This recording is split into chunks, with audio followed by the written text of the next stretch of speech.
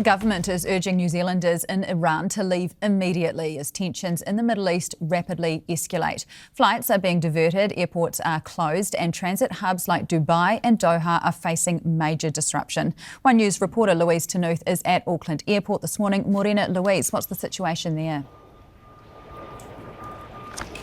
Morena, Ali, that's right. Well, the unfolding situation in the Middle East is causing widespread delays and cancellations globally to air travel. The situation here at Auckland Airport is still being confirmed. There are 2 flights heading off this evening. At this stage, those are still set to head off, but we've been told that they'll likely be cancelled. Obviously, the closures and restrictions of airspace in the Middle East is causing widespread disruptions. It's thought that about 6,000 flights have been cancelled since those strikes began, and about 13,000 have been suspended. Of course, the Middle East is a massive travel hub in and out of Europe, so many people affected worldwide. It's being touted as one of the biggest disruptions since the likes of the COVID pandemic and likely to be unfolding for the foreseeable. Auckland Airport is advising Kiwis on the ground here and overseas to check in with airlines themselves for the latest updates. We are expecting some of those later this evening, New Zealand time,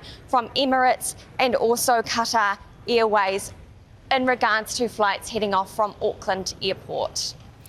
Thanks so much for the update there, Louise Tanuth at the airport. And for more on the travel situation, we are joined by Gordy Bayne from World Travellers. Gordy, good to have you in the studio.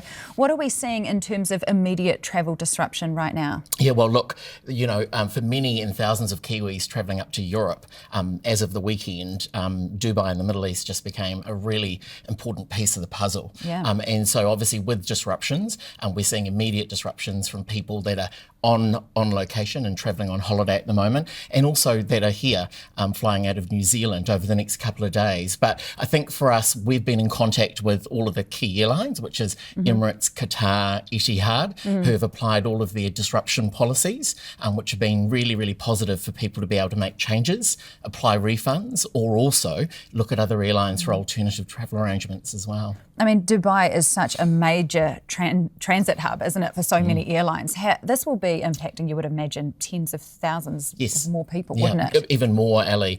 90 million people come through Dubai Airport each year.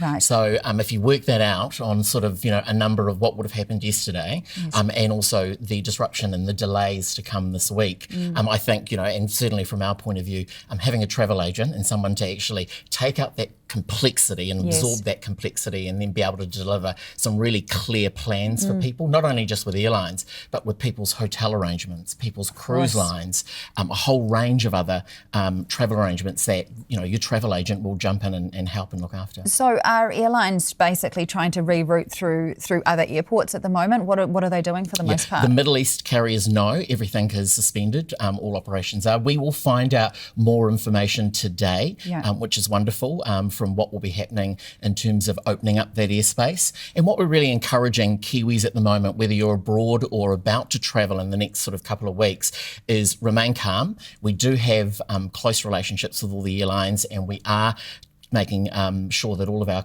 clients are communicated with really clearly, so they can make a really calm decision, and more importantly, not be out of pocket.